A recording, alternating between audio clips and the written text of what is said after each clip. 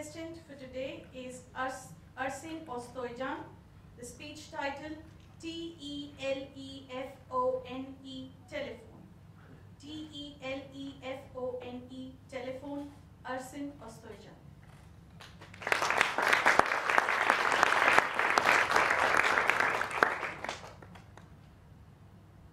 Ersin, come to the blackboard and spell telephone. T-E-L-E-F-O-N.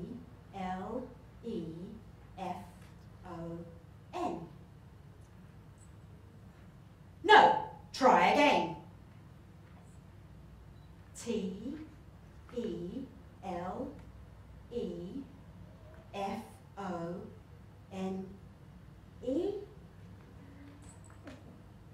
No, go back to your seat and write it out 100 times. Telephone, T-E-L-E-P-H-O-N-E.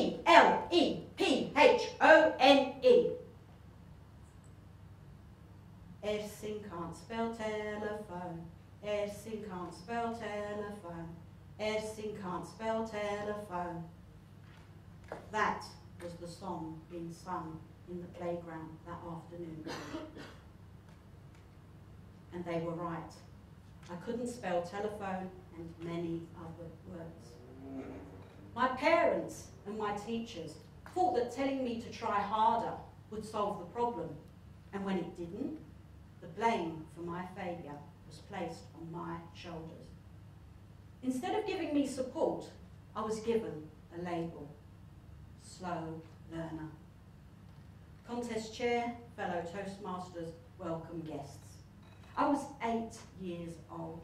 I remember running home from school in tears, standing in front of my mum. Mum, I hate school. I hate it. I absolutely hate it. And my mum would say, but Ersin, these are the best years of your life, so enjoy it. I wasn't sure what I should be enjoying, the bullying or the labels, because school life for me was more like a judicial system, a court, a place where you go if you've committed a crime. A place where there's a judge, a jury, and witnesses. A place where you'll receive a sentence.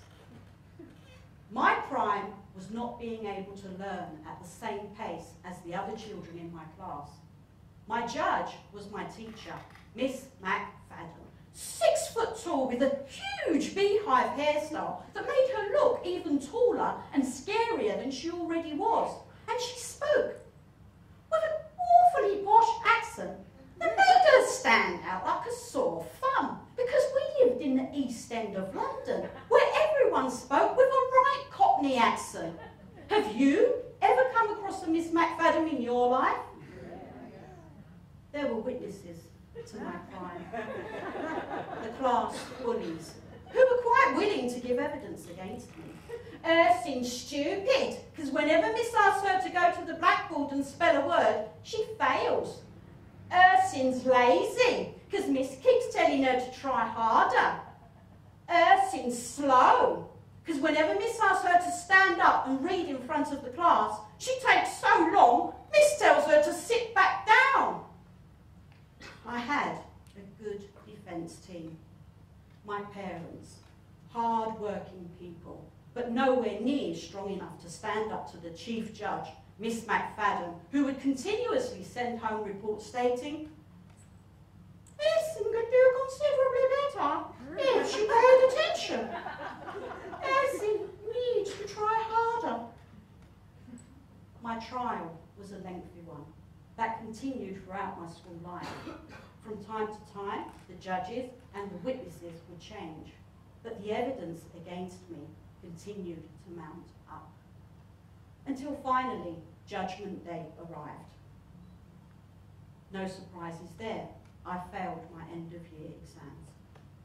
And I was sentenced to a lifetime of self-doubt and shame.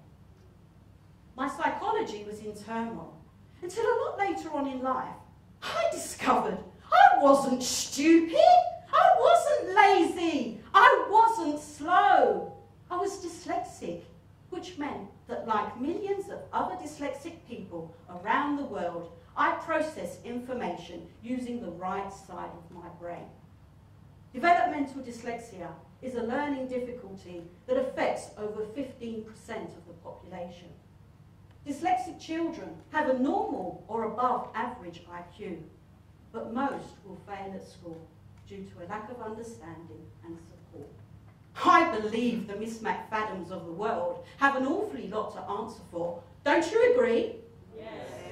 It's taken me over 50 years to convince the child within me that it's okay if you can't spell as good as others, because we all have different abilities and talents. That's what makes us who we are. Albert Einstein said, everyone's a genius, but if you try and judge a fish by its ability to climb a tree, it's going to live its entire life believing that it's stupid. Children that learn differently around the world are being judged in school systems that eradicate them from any enthusiasm towards learning.